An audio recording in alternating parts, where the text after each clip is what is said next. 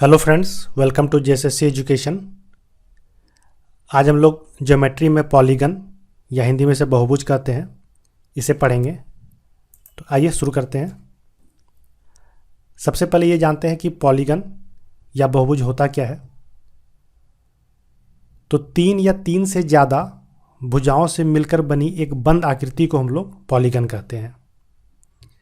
तो ये बंद आकृति क्या होती है? तो यहाँ देखें, ये एक त्रिभुज है। इसमें भुजाओं की संख्या कितनी है? 1, 2, 3। और ये कैसी आकृति है? बंद आकृति है। अब तीन भुजाओं से मिलकर बनी आकृति इस तरह की भी हो सकती है, पर ये क्या है? बंद नहीं है, इसलिए हम लोग इसे पॉलीगन नहीं कहेंगे। पॉलीगन होने के लिए इसे बंद होना पड़ेगा। जब ये बंद हो जाएगा तो भुजाओं की संख्या 4 और ये एक पॉलीगन बन जाएगा। ठीक है, ये भी एक पॉलीगन है जिसमें कि भुजाओं की संख्या 4 है और ये एक क्लोज शेप है, मीन्स बंद आकृति है। ये भी एक पॉलीगन है। ये भी एक पॉलीगन है जिसमें कि भुजाओं की संख्या 6 है। ये भी एक पॉलीगन है जिसमें भुजाओं की संख्या 7 है। ये भी एक पॉलीगन है जिसमें भुजाओं की संख्या 1, 2, 3, 4 है। और ये कैसी आकृति है? एक क्लोज शेप है या बंद आकृति है। ठीक है, और ये भी एक पॉलीगन है जिसे भुजाओं की संख्या 1, 2, 3, 4, 5 है। तो इस तरह से हम लोग पॉलीगन ऐसी आकृति को कहेंगे जो कि कम से कम 3 भुजाओं से मिलकर बनी हुई हो और एक बंद आकृति हो। अब ये कम से कम 3 भुजाओं का जो कंसेप्ट है वो क्यों है? 2 भुजाओं से मिलकर बनी एक बंद आकृति को हम लोग पॉलीगन कह सकते हैं, पर 2 भुजाओं से आप कोई बंद आकृति नहीं बना पाएंगे। जैसे ये 2 भुजा देखें, आप कैसे बंद करेंगे? अगर आप इस तरह से बंद करते हैं तो ये एक भुजा नहीं हो जाएगा, ये कर्व्ड लाइन है। पर लाइन कैसी होनी चाहिए? सीधी लाइन होनी चाहिए। ठीक है, तो कम से कम 3 भुजाएं या 3 लाइन, 3 रेखा चाहिए होती है किसी भी बंद आकृति को बनाने के लिए। अब आगे इसमें देखते हैं कि sum of interior angles of polygon, बहुभुज के अंतःकोणों का योग क्या होता है। तो जैसे यहाँ पर देखें, एक ट्रायंगल है, इसके इंटीरियर एंगल या अंतःकोण होते क्या है? तो इसके ये जो कोण है 3, ये इसके इंटीरियर एंगल है या अंतःकोण है। और त्रिभुज के तीनों कोणों का योग कितना होता है? 180 डिग्री। ठीक है, ये क्या है? एक क्वाड्रिलेटर है, रेक्टेंगल है, चतुर्भुज है। इसमें टोटल भुजाएं कितनी है? 4 है। और इसके अंतःकोणों का योग कितना होता है? 360 डिग्री। उसी तरह से ये 5 भुजाओं से बनी एक आकृति है, पॉलीगन है, जो जिसमें भुजाओं की संख्या कितनी है? 5 है। पर इसके अंतःकोणों का योग अगर आपको निकालने के लिए कहा जाए तो आपके लिए थोड़ी समस्या पैदा हो जाएगी। तो इसे कैसे हम लोग बताएंगे? उसी तरीके से ये 6 भुजाओं से मिलकर बनी एक आकृति है, इसके अंतःकोणों का योग कितना होगा? उसी तरह से ये 7 भुजाओं से मिलकर बनी एक आकृति है, इसके अंतःकोणों का योग कितना होगा? और ये 8 भुजाओं से मिलकर बनी एक आकृति है, शेप है, इसके अंतःकोणों का योग कितना होगा?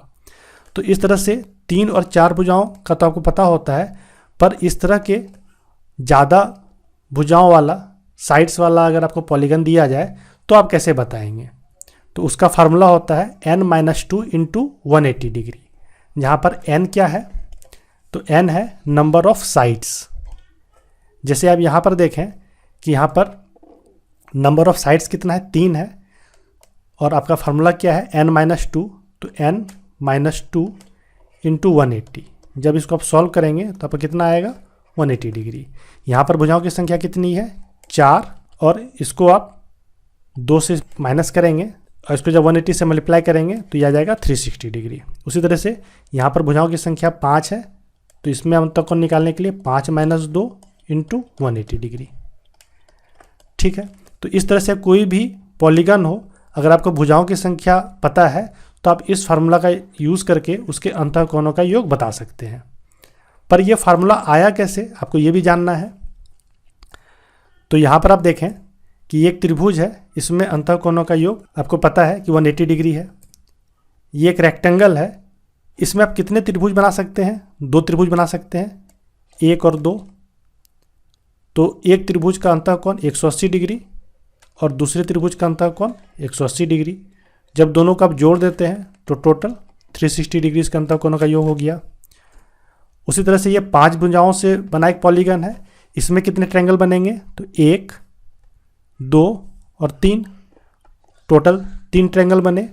तो 3 इंटू 180 करेंगे तो आपको टोटल अंतःकोण 540 डिग्री मिल जाएगा।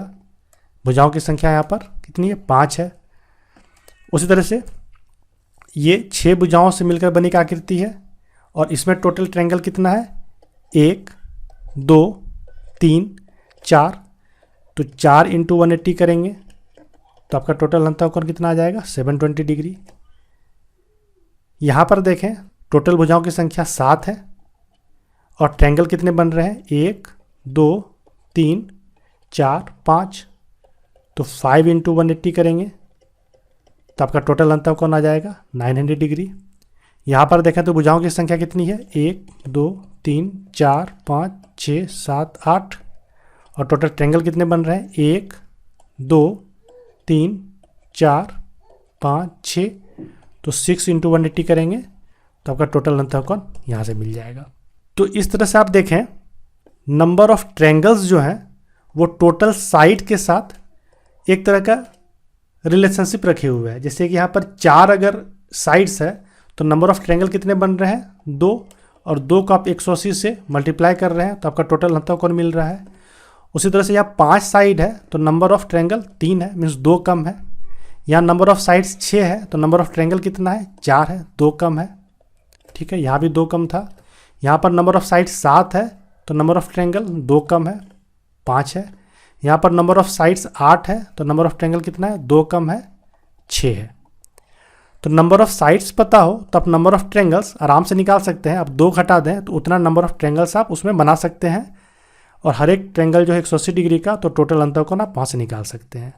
तो इस तरह से नंबर ऑफ साइड्स पता हो उसमें 2 आप घटा दें और 180 से मल्टीप्लाई कर दें तो यही आपका टोटल इंटीरियर एंगल बता देगा।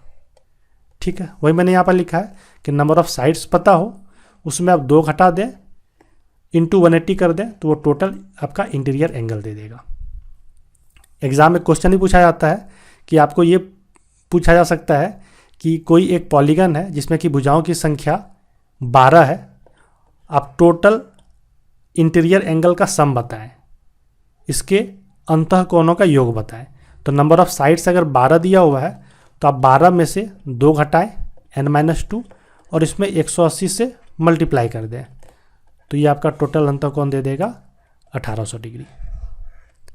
ठीक है, तो बहुत ही ईजीली आप इसको आप बता सकते हैं और ये फार्मूला भी आप जल्दी आप नहीं भूलेंगे क्योंकि आपको पता चल गया कि ये फार्मूला डिराइव कैसे हुआ है।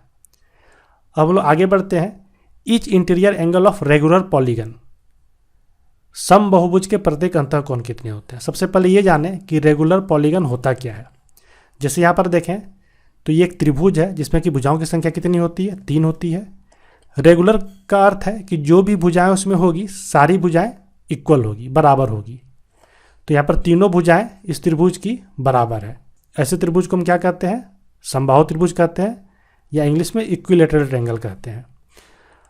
ऐसे त्रिभुज का प्रत्येक इंटीरियर एंगल जो होता है वो इक्वल होता है और वो कैसे मिलता है हमें, तो टोटल जो इंटीरियर एंगल है उसमें नंबर ऑफ साइड्स से अगर डिवाइड कर दें तो जो भी वैल्यू आएगा वही उसका प्रत्येक अंतःकोण हो जाएगा। मीन्स का प्रत्येक अंतःकोण कितना हो जाएगा, 60 डिग्री हो जाएगा।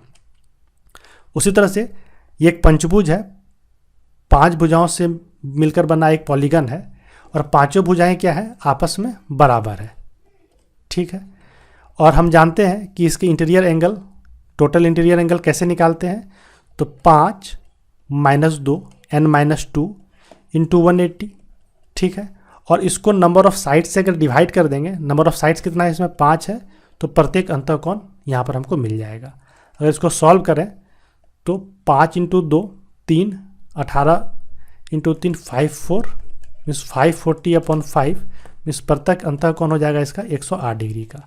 शर्त यही है कि ये रेगुलर पॉलीगन होना चाहिए तो ही आप प्रत्येक अंतःकोण इसका बता सकते हैं। अगर रेगुलर पॉलीगन ना हो, मीन्स भुजाएं जो है वो आपस में बराबर ना हो, तो आप अंतःकोण, प्रत्येक अंतःकोण इस फार्मूला से नहीं निकाल सकते हैं।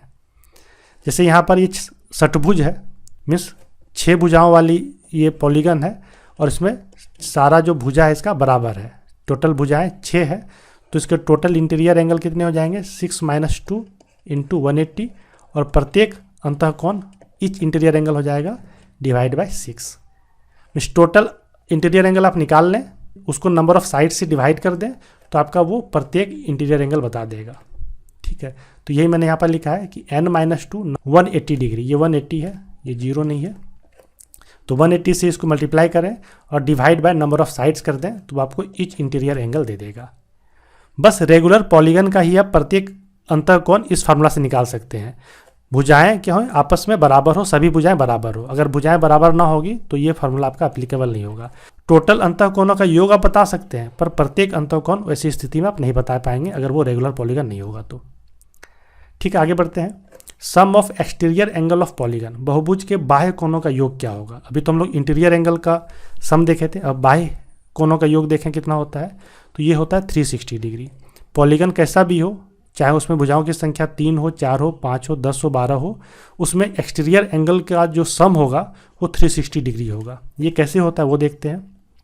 मान लेते हैं एक पॉलीगन है, इसमें ये इसका इंटीरियर एंगल है, इसको जब आगे बढ़ा देते हैं तो ये वाला जो कोण बनता है इसको हम लोग एक्सटीरियर एंगल कहते हैं। ये इंटीरियर एंगल है और ये एक्सटीरियर एंगल है, दोनों का सम कितना होता है 180 डिग्री। आप जानते होंगे कि एक लाइन पर जो बना कोण होता है वो टोटल 180 डिग्री होता है। लाइन एंड एंगल वाले चैप्टर में मैंने आपको बताया भी था कि एक लाइन पर बना कोण जो होता है वो 180 डिग्री का होता है। अब आप यहाँ पर देखें कि अगर टोटल इंटीरियर एंगल की हम बात करें, हम इसको अगर IA से डिनोट करें, all interior angle plus all exterior angle, तो वो कितना हो जाएगा। तो आप यहाँ पर देखें कि यहाँ पर एक इंटीरियर एंगल ये है, दूसरा ये है, तो इसका एक्सटीरियर एंगल ये हो जाएगा। उसी तरह से इस इंटीरियर एंगल का एक्सटीरियर एंगल ये वाला हो जाएगा, इसका ये वाला हो जाएगा, इसका ये वाला हो जाएगा और इसका ये वाला हो जाएगा। तो इस तरह से जितनी भुजाएं हैं उतना इंटीरियर एंगल और उतना एक्सटीरियर एंगल। ठीक है, और हर एक इंटीरियर और एक्सटीरियर एंगल का सम कितना होगा 180 डिग्री होगा। मीन्स टोटल अगर हम देखें सम हो जाएगा तो 180 × n, क्योंकि इसका भी सम 180, इसका भी सम 180, उस तरह इसका भी सम 180, तो टोटल जो है वो 180 × n से मल्टीप्लाई कर देंगे तो टोटल इंटीरियर एंगल और टोटल एक्सटीरियर एंगल का सम को मिल जाएगा। अब इसका फार्मूला तो हमने डिराइव कर लिया है, ये कितना होता है n - 2 × 180, और हमको ये निकालना है कि टोटल एक्सटीरियर एंगल का सम कितना होता है, और इधर आपका है 180 × n। यहाँ पर हम लोग 180 से अगर मल्टीप्लाई करें तो 180 × n - 360 plus all exterior angle का सम इक्वल टू 180 × n। ये और ये कट गया और यहाँ पर आपका EA मिल गया 360 डिग्री। और मैंने अभी यही आपको बोला था कि टोटल एक्सटीरियर एंगल का सम कितना होता है 360 डिग्री होता है। अगर आपसे ये कहा जाए कि each exterior angle of regular polygon कितना होगा, तो रेगुलर पॉलीगन मतलब उनकी भुजाएं क्या है बराबर है, और आपको नंबर ऑफ साइड्स पता हो तो हर एक एक्सटीरियर एंगल जो है वो इक्वल होगा, तो 360/n कर देंगे तो प्रत्येक एक्सटीरियर एंगल आप यहाँ से निकाल पाएंगे। ठीक है, आगे बढ़ते हैं। Number of diagonal in polygon, ये आप कैसे निकालेंगे। अगर बहुभुज के विकर्णों की संख्या आपको निकालने दी जाए तो आप वो कैसे निकालेंगे। तो सबसे पहले ये देखते हैं कि डायगोनल कौन कौन से होते हैं। ये एक बहुभुज है, इसमें इसके कौन कौन से डायगोनल हैं, तो एक डायगोनल ये है, दूसरा ये है, तीसरा ये है, चौथा ये और पांचवा ये। अगर इसके शीर्ष को हम A, B, C, D और E से डिनोट करें तो हम कह सकते हैं कि AD एक डायगोनल है, AC एक डायगोनल है, उसी तरीके से BE एक डायगोनल है और BD एक डायगोनल है और CE एक डायगोनल है। तो टोटल डायगोनल कितने हैं 5 हैं। पर इस तरह से भुजाओं की संख्या यहाँ पर कम है, 5 है, तो आप यहाँ पर बता पाए कि कैलकुलेट करके इस तरह से कि नंबर ऑफ डायगोनल 5 है। अगर ये 5 के जगह टोटल भुजाओं की संख्या 30 दे दी जाती तो आपके लिए निकाल पाना इस तरह से काफ़ी कठिन होता। तो इसके लिए हम लोग कैसे निकालेंगे, तो उसका फार्मूला है n × n-3/2। यहाँ n क्या है नंबर ऑफ साइड्स, जैसे कि इस पॉलीगन के लिए हम देखें तो नंबर ऑफ साइड्स क्या है 5 है, तो 5 इंटू 5 माइनस 3 2/2, 2 से 2 कट गया, तो टोटल नंबर ऑफ डायगोनल्स कितना आ गया? 5 आ गया। अब ये n माइनस 3/2 आया कहाँ से? तो ये आया यहाँ से nc2 माइनस n से। यहाँ पर nc2 क्या है? तो c को हम लोग कहते हैं कम्बिनेशन। कम्बिनेशन मतलब इतने कम्बिनेशन बन सकते हैं किसी भी दिए गए ऑब्जेक्ट के। और nc2 का क्या अर्थ हुआ कि n ऑब्जेक्ट्स में से अगर हम लोग दो ऑब्जेक्ट्स का अगर कम्बिनेशन बनाए तो total number of combination nc2 बनेगा। बहुत लोगों को भी समझ में नहीं आ रहा होगा कि क्या होता है, थोड़ा डिटेल में इसे समझते हैं यहाँ पर, इसे आगे भी हम लोग पढ़ेंगे, पर हम लोग थोड़ा सा ब्रीफ इसका ले लेते हैं क्योंकि अर्थमेटिक का भी बहुत सारा क्वेश्चन इसी फार्मूला पे डिपेंडेंट होता है। आप देखें कि यहाँ पर 3 ऑब्जेक्ट हैं, 1 2 3। इसमें अगर आपको कहा जाए कि दो ऑब्जेक्ट का कम्बिनेशन बनाइए तो टोटल कितने कम्बिनेशन बनेंगे?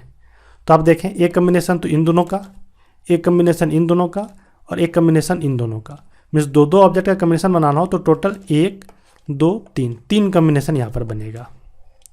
उसी तरह से अगर इस तरह से 5 ऑब्जेक्ट दिए रहें और इसका कम्बिनेशन बनाना हो तो कैसे बनाएंगे आप? तो इस ऑब्जेक्ट को लें और दो ऑब्जेक्ट का कम्बिनेशन बनाना है तो इसको लें, तो इसको एक बार कम्बिनेशन बना सकते हैं, ये ग्रीन और रेड, दूसरा ये, तीसरा ये और चौथा ये। ठीक है, इसके अलावा आप इसको अगर लेते हैं तो ये और रेड तो हो चुका है, तो इसका और वायलेट का, इसका ग्रीन का और इसका येलो का, ये कम्बिनेशन बन सकता है। और क्या कम्बिनेशन बन सकता है? तो इस वायलेट को लेंगे तो वायलेट के साथ रेड और ब्लू का कम्बिनेशन तो बन चुका है, तो वायलेट के साथ ग्रीन का और वायलेट के साथ येलो का।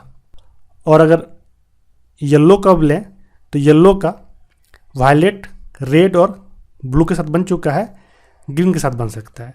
मीन्स टोटल देखें, रेड कलर का कितना हो रहा है? 4, ब्लू कलर का 3, ग्रीन कलर का 2 और ब्लैक कलर का 1। तो टोटल कम्बिनेशन कितना हो गया? 4 3 7 2 9 1 10। पर इस तरह से कम्बिनेशन बनाने तो आप जाएंगे नहीं, और ये कम्बिनेशन बना क्यों रहे हैं वो जाने। तो आप देखें कि यहाँ जो डायगोनल बन रहा है वो किसी न किसी 2 वर्टेक्स को मिलाने से बन रहा है। जैसे कि यहाँ A और D इन दोनों को मिला रहे हैं तो एक डायगोनल बन रहा है। उस तरह से B और E को मिला रहे हैं तो एक डायगोनल बन रहा है। C और E को मिला रहे हैं तो एक डायगोनल बन रहा है। तो इस तरह से 2 वर्टेक्स को अगर मिला रहे हैं तो एक डायगोनल बन रहा है।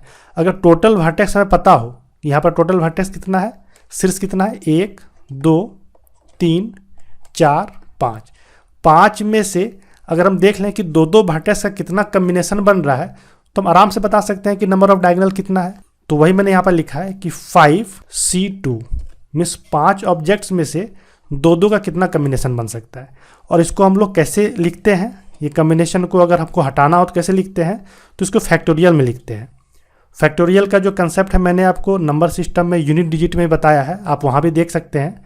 मैं यहाँ भी दोबारा से बता देता हूँ कि अगर आपको इसको तोड़ के लिखना है तो ऊपर में 5 फैक्टोरियल, नीचे 2 फैक्टोरियल और 5 में से 2 को घटा के 3 फैक्टोरियल नीचे करेंगे। मीन्स ऊपर ये वाला आएगा, नीचे ये वाला आएगा और नीचे और एक इन दोनों का डिफरेंस आएगा। ठीक है, फैक्टोरियल का अर्थ होता है कि आप उस नंबर से शुरू करते हुए 1 तक पहुँचे। मीन्स 5 × 4 × 3 × 2 × 1। उसी तरह से 2 से शुरू करते हुए 1 तक पहुँचे और फिर इसी तरह से 3 से शुरू करते हुए 1 तक पहुँचे, और जो भी कट पा रहा हो उसे आप कटा दें। ठीक है, तो इस तरह से तो मैंने देखा कि टोटल 10 कम्बिनेशन बन रहे हैं। मीन्स 5C2 कर रहे हैं तो टोटल 10 कम्बिनेशन बन रहा है, पर डायगोनल तो हमारा यहाँ पर 5 ही था। अगर 5 वर्टेक्स अगर है तो डायगोनल तो 5 ही था। तो यहाँ पर हमको ये टोटल कम्बिनेशन दिया कि 5 वर्टेक्स से में अगर 2 वर्टेक्स को हम लोग लेते हैं तो टोटल कितना कम्बिनेशन बन सकता है। तो यहाँ AE कम्बिनेशन को भी तो ये बताएगा, क्योंकि A और E भी तो 2 वर्टेक्स है, E और D भी तो 2 वर्टेक्स है। मीन्स इस साइड को भी इंक्लूड कर लेता है, डायगोनल को तो इंक्लूड करता ही करता है, साथ में जितने साइड्स के जो कम्बिनेशन बन सकते हैं उस कम्बिनेशन को भी ये ऐड कर लेता है। तो आपको क्या करना है, इसमें नंबर ऑफ साइड्स को घटा देना है। तो नंबर ऑफ साइड्स को जब घटा देंगे तो आप ये नंबर ऑफ डायगोनल मिल जाएगा आपको। तो इसलिए हमने यहाँ पर n को घटाया है। ठीक है, इस n को हमने नंबर ऑफ साइड्स को घटा दिया है। Means total number of combination जितना बन सकता है वो बना लेंगे और उसमें नंबर ऑफ साइड्स को घटा देंगे, तो यही आपका नंबर ऑफ डायगोनल दे देगा। इस कम्बिनेशन को थोड़ा और डिटेल से समझें कि 7C2 अगर ये रहे तो इसको कैसे आप सॉल्व करेंगे।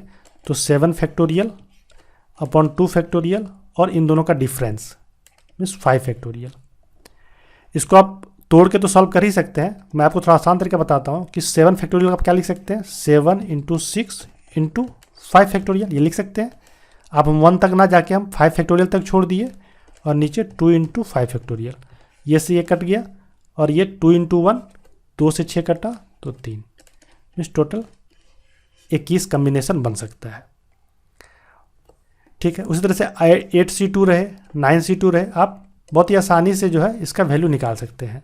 पर आप इस फार्मूले को याद रखें और इसी में आप डायरेक्ट जो है वैल्यू को पुट करें, आपका नंबर ऑफ डायगोनल मिल जाएगा। अगर 7 साइड वाला अगर एक पॉलीगन रहे तो 7 into 4/2 means number of diagonal कितना हो जाएगा 14। यहाँ से भी 14 आ रहा था, ये तो टोटल कम्बिनेशन दिया, इसमें हमको नंबर ऑफ साइड्स को घटा देना था, तो 21 में 7 गया तो ये 14। ठीक है, तो आप इसको याद रखें, नंबर ऑफ डायगोनल जब भी पूछे तो आप number of sides into number of sides -3/2 कर देंगे, अब नंबर ऑफ डायगोनल मिल जाएगा। Length of diagonal in regular hexagon, आपको एक हेक्सागन में उसके विकर्णों की लंबाई क्या होती है ये भी पूछा जाता है एग्जाम में। तो जैसे यहाँ पर देखें एक हेक्सागन है, मीन्स हेक्सागन मतलब होता है षटभुज, भुजाओं की संख्या 6।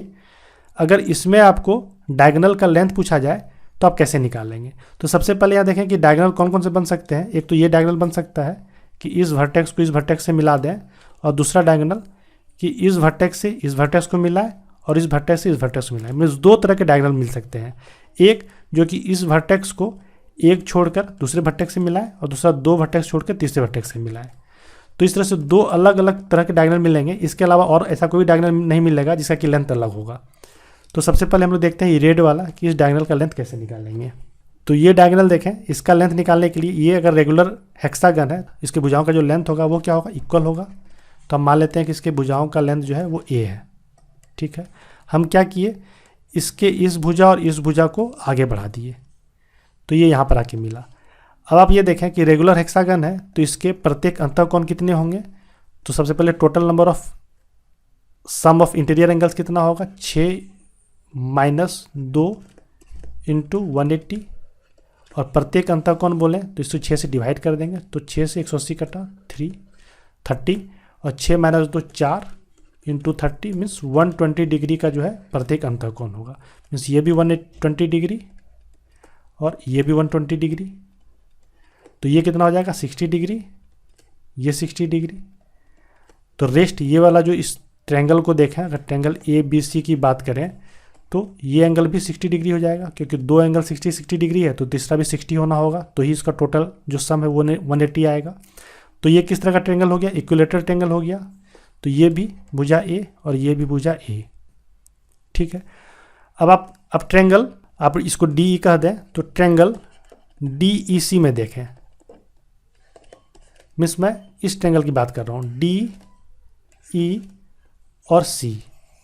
इसमें आप देखें कि यहाँ से D से लेकर A तक का लेंथ A और A से लेकर C तक का length A, means total length 2A।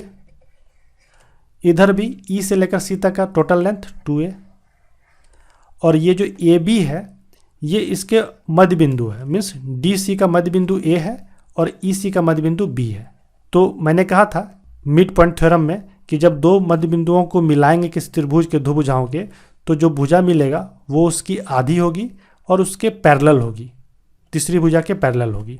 तो ये इसका आधा है, DE का आधा है और इसके पैरेलल है, तो D का लंबाई कितना हो जाएगा, A से डबल हो जाएगा, मीन्स 2A हो जाएगा। मीन्स DE का लेंथ अगर आपको निकालने के लिए कहा जाए और एक रेगुलर हेक्सागन दिया रहे तो आप क्या करें, उसके भुजा का जो लेंथ है उसको डबल कर दें।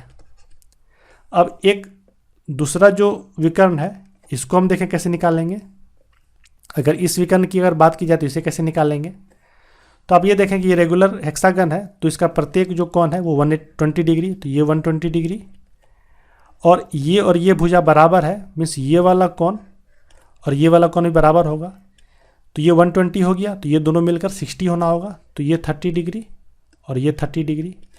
इसको हम ABC से अगर डिनोट करें तो हम, आपको याद होगा तो मैंने ट्रायंगल के चैप्टर में एक आपको कंसेप्ट बताया था कि अगर कोई ट्रायंगल इस तरह से दिया हो ABC, A के सामने वाली भुजा A, ये B और ये C, और ये आपको एंगल पता हो तो कोई दो साइड दिया हो तो तीसरी साइड आप निकाल सकते हैं। कैसे? सर्कम सेंटर वाले टॉपिक में शायद मैंने ये आपको बताया था कि A upon sine A equal to B upon sine B equal to C upon sine C होता है।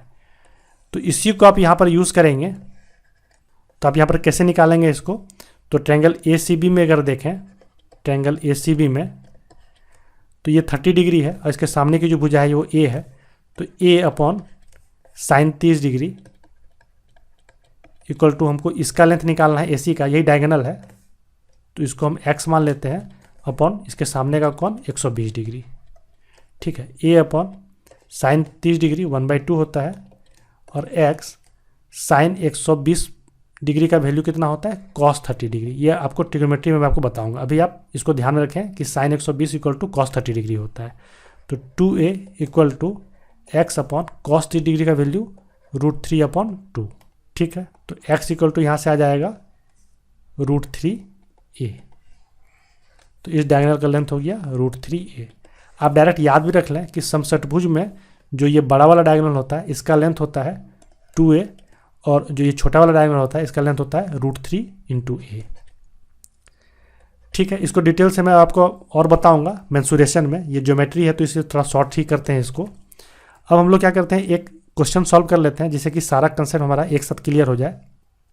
अब क्वेश्चन में कहा गया है कि 5 interior angles of a polygon is 172 degree each and remaining interior angles are 160 degree each. Find number of sides and number of diagonals of polygon. एक बहुभुज के 5 अंतःकोण 172 डिग्री का तथा शेष अंतःकोण 160 डिग्री का हो तो बहुभुज के भुजाओं एवं विकर्णों की संख्या निकालें। आप देखें यहाँ पर हम मानते हैं कि जो पॉलीगन है उसमें टोटल नंबर ऑफ जो साइड है वो n है और आपको कहा गया है कि 5 इंटीरियर एंगल जो है वो प्रत्येक 172 डिग्री का है। तो 5 × 172 टोटल जो 5 इंटीरियर एंगल है उसका सम हो जाएगा 5 × 172 प्लस रेस्ट जो इंटीरियर एंगल होंगे वो कितने होंगे 160 डिग्री का दिया हुआ है और रेस्ट साइड कितना हो जाएगा n-5 हो जाएगा क्योंकि 5 तो हमने ले ही लिया है और टोटल नंबर ऑफ साइड्स हमने n माना है तो n-5 और ये टोटल कितना डिग्री का है 160 डिग्री का है और टोटल इंटीरियर एंगल का सम कितना होता है n-2 × 180 यही होता है। इसको आप सॉल्व करेंगे तो 172 × 5 ये हो गया 360 plus 160n minus 300 equal to 180n minus 360। यहाँ से हो गया, इसको 160n को इधर लाएं तो ये 20n और इसको इधर ले जाएं तो 720 में 300 चला गया तो 420, 0 0 कट गया तो n इक्वल टू 21। ठीक है, साइड्स निकल गया तो नंबर ऑफ डायगोनल्स आप निकाल सकते हैं। क्या होता है n-3 अपॉन 2, यही होता है नंबर ऑफ डायगोनल्स का फॉर्मूला। इसको आप यूज़ करेंगे तो नंबर ऑफ डायगोनल्स आपका निकल जाएगा। एक और शॉर्ट ट्रिक मैं आपको बताता हूँ, थोड़ा कंसेप्चुअल है। आप देखें कि साइड जो है वो 5 साइड का जो इंटीरियर एंगल है वो कितना है 172 है।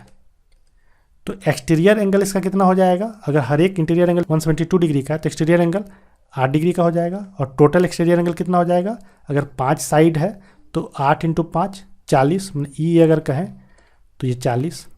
और हम जानते हैं किसी भी पॉलीगन में टोटल जो एक्सटीरियर एंगल होता है वो कितना होता है 360 डिग्री होता है, उससे ज़्यादा तो हो ही नहीं सकता है। तो 40 यहाँ ऑलरेडी हो चुका है तो रेस्ट बचा 320 इसको होना है।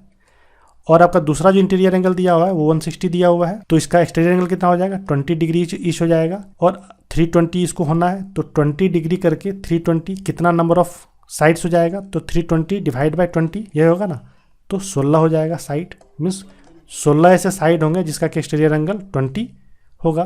तो टोटल नंबर ऑफ साइड्स कितना हो जाएगा 16 + 5 21। तो इस तरह से इस क्वेश्चन से हमने लगभग जितना भी कुछ हमने अभी पढ़ा था वो सारा यहाँ से वो क्लियर हो गया। एक बार आप दोबारा अगर देखेंगे तो आपका और भी क्लियर हो जाएगा। तो ठीक है, अब नेक्स्ट टॉपिक से हम लोग कोशिश करेंगे कि क्वेश्चन का प्रैक्टिस करें और फिर सर्कल के टॉपिक को भी शुरू करेंगे। Okay, thanks for watching this video. हमारे और भी पॉपुलर कोर्सेज चल रहे हैं, आप अपने दोस्तों को बताएं कि इसे आप लेके जो है जैसे CGL के प्रिपरेशन में उनको काफ़ी हेल्प मिलेगा। तो चलिए मिलते हैं नेक्स्ट क्लास में।